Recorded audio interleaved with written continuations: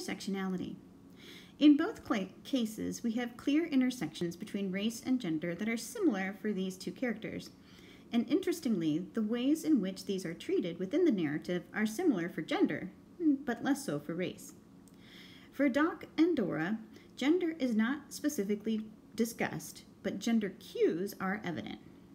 Both Doc and Dora display signals of girlishness through color and through their clothing. Both wear pink and purple clothing. Dora often adorns a bracelet and socks with ruffles, while Doc wears a purple headband with a flower on it. Doc's room is covered in pink and purple, signifying her gender and her age, so while it's not explicitly discussed, gender is definitely cued through color, in particular for both Doc and Dora. Regarding race, we see some variation in how race is treated in both shows. In Doc McStuffins, race is not specifically discussed, and there are no African American cultural traditions or artifacts in the home or in the show. However, in Dora the Explorer, the Latino culture is embraced, celebrated, and taught to others. Dora's use of the Spanish language cues her Latino culture.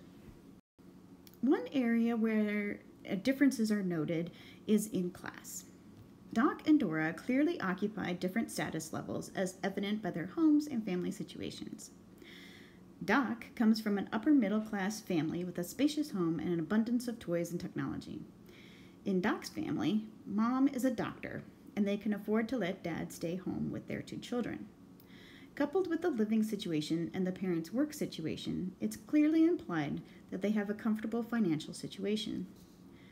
Dora's home, on the other hand, is smaller and simpler than Doc's. Dora's mom is an archaeologist, and her father's occupation is somewhat unclear.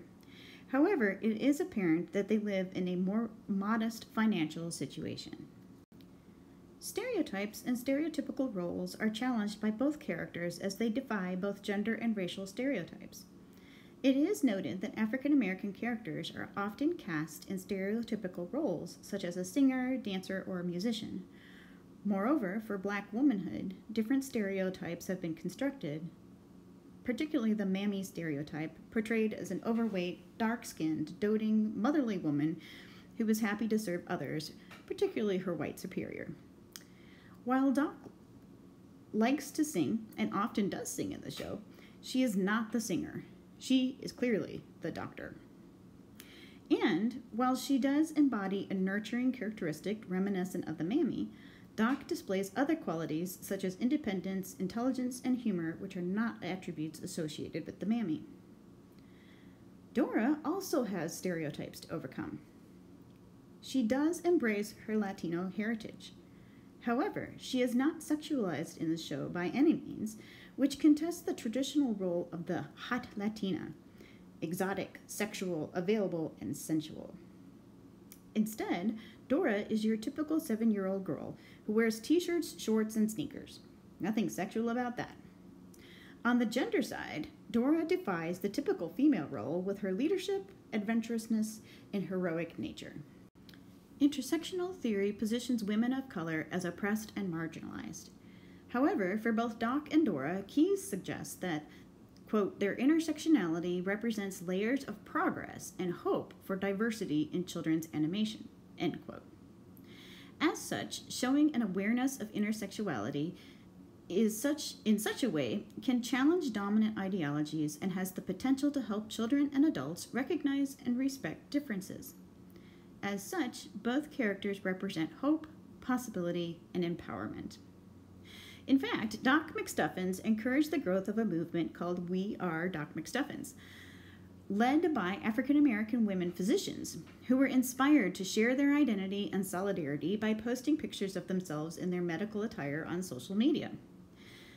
This led to the creation of Armitage Medical Society, which is devoted to recruiting Black women into the medical field and supporting them through the process. Finally, I wanted us to take a step back and look at some of the differences between textual analysis and content analysis. By selecting a textual analysis, we are able to take a different look at media characters. While we've been focusing on content analysis, It's important to use a multi-method approach to better understand the how and the why behind the numbers that we generate from the content analysis. I hope this article can provide some insight on this process.